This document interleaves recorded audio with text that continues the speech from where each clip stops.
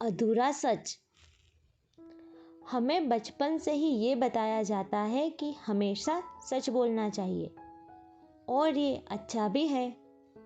सच बोलेंगे तभी हम समस्याओं से दूर रह पाएंगे और हमें कुछ भी साबित करने की ज़रूरत नहीं पड़ेगी।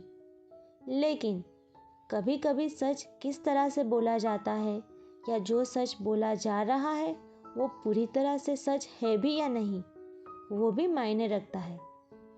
चलो हमेशा की तरह इस बात को एक बढ़िया सी कहानी से समझते हैं। एक शॉपिंग मॉल में दो आदमी काम करते थे।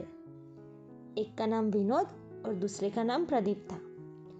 दोनों 7 सालों से उसी मॉल में एक साथ मिलकर काम करते थे और दोनों ही अपने काम में काफ़ी ईमानदार थे। उस मॉल में एक नियम था कि वहाँ हर दिन किसी एक आदमी को वहाँ घटने वाली घटनाएं एक डायरी में लिखनी होती थी, जो सीधे उसके मालिक द्वारा पढ़ी जाती थी। विनोद एक दिन किसी वजह से शराब पीकर काम पर गया।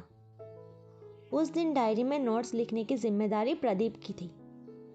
दिन खत्म होने पर प्रदीप ने डायरी में लिखा, आज विनोद नशे में धुत होकर काम पर आया। विनोद ने उस डायरी को पढ़ लिया और प्रदीप के पास जाकर उससे अपने ऐसे व्यवहार के लिए माफ़ी मांगी और उसे रिक्वेस्ट की कि तुम भले ही डायरी से आज लिखी बात मत मिटाओ, लेकिन तुमने जिस तरह से बात लिखी है उससे मेरी नौकरी जा सकती है, क्योंकि वो सच होते हुए भी आधा सच है। तुम उस डायरी में आगे लिख दो कि विनोद 7 सालों में पहली बार शराब पीकर आया।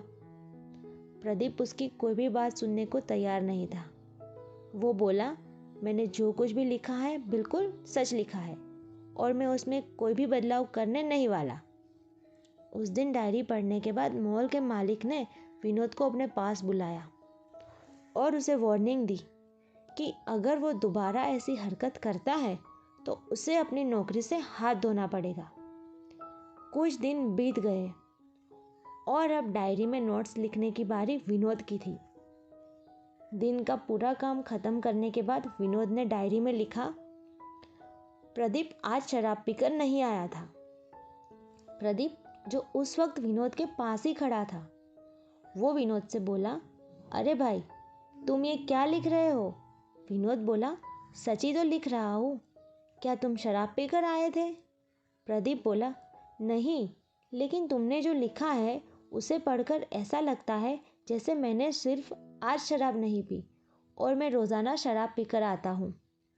तुम्हें लिखना ही है तो ऐसे लिखो कि बाकी दिनों की तरह आज भी प्रदीप शराब पीकर नहीं आया। विनोद बोला, उस दिन मैं तुम्हें यही बात समझाने की कोशिश कर रहा था कि आधी बात का, आधे सच का मीनिंग कुछ और निकलता है। कोई बात नहीं, तुमने चाहे मेरी बात नहीं मानी, लेकिन मैं ऐसा नहीं करूँगा। और विनोद ने डायरी में वैसे ही लिख दिया जैसा प्रदीप ने रिक्वेस्ट किया था।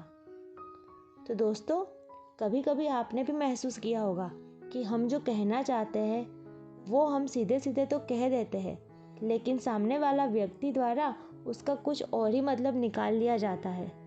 इसमें उस व्यक्ति की भी कोई गलती नहीं होती, क्योंकि कुछ वाक्यों को पहले या बाद में कुछ एडिशनल शब्दों से उसका इंटेंशन सही करने की ज़रूरत होती है। इसलिए मेरे प्यारे दोस्तों, आज के बाद चाहे सच बोलना, लेकिन सोच समझ कर, और जो भी बोल रहे हो उससे क्या इंटेंशन निकलने वाला है, यानी कि उससे क्या क्या संदेश कैरी होने वाला है, वो ज़रूर समझ लेना। मैं आशा करती हूँ दोस्तों आपको कहानी ज़रूर पसंद आई होगी। कमेंट करके ज़रूर बताइएगा। वीडियो अच्छी लगी हो तो लाइक और शेयर ज़रूर करें। चैनल पर नए हो तो सब्सक्राइब करना बिल्कुल ना भूलें। अब मिलते हैं एक नई स्टोरी के साथ। तब तक के लिए बाय।